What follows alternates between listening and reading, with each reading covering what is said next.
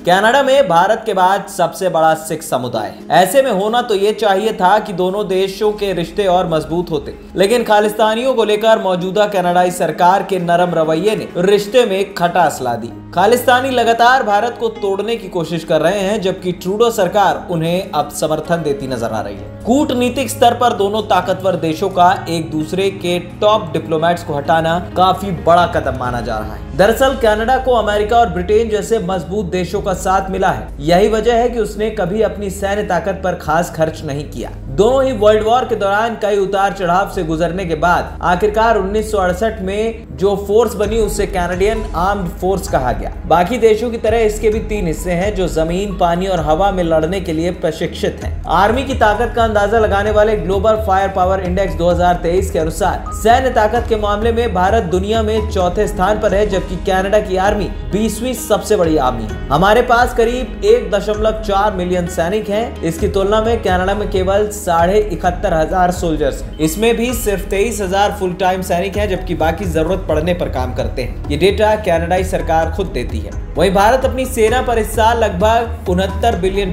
खर्च कर रहा है, जबकि कनाडा की सरकार अपनी जीडीपी का काफी छोटा हिस्सा लगभग $36.7 बिलियन सैन्य खर्चों पर देती है। इस देश के साथ एक दिक्कत ये भी है कि यहाँ सेना में भर्ती के लिए लोग नहीं मिल रहे। यहाँ तक कि ट्रूडो सरकार ने पिछले साल गैर कनाडाई लोगों से भी मिलिट्री में भर्ती होने की अपील की। जो भी युवा 10 सालों से कनाडा में है वे सेना में भर्ती के लिए आवेदन कर सकते हैं। इसी से अंदाजा लगाया जा सकता है कि सैन्य ताकत के मामले में कनाडा भारत की तुलना में कितने पीछे है। वहीं परमाणु हथियारों से भी किसी देश की ताकत का अंदाजा लगाया जा सकता है। भारत के पास एडवांस न्यूक्लियर वेपन है, जबकि कनाडा में 80 के दशक से इस दिशा में कोई काम हुआ ही नहीं। कोल्ड वॉर के दौरान नाटो की संधि के तहत परमाणु अप्रसार संधि पर हस्ताक्षर कर दिया। इस नियम के तहत कनाडा जैसा विकसित देश भी घातक वेपन्स के बगैर रह रहा है। संधि में जिक्र है कि अगर कनाडा पर कोई खतरा होगा तो बाकी परमाणु शक्ति संपन्न देश उसकी मदद करेंगे। वहीं सैन्य पावर के साथ साथ डिप्लोमेटिक ताकत के मामले में भी कनाडा कुछ पीछे हो चुका है। अमीर देश होने की वजह से पहले इसके पास अमेरिका, ब्रिटेन, फ्रांस और जापान जैसे देशों का साथ था,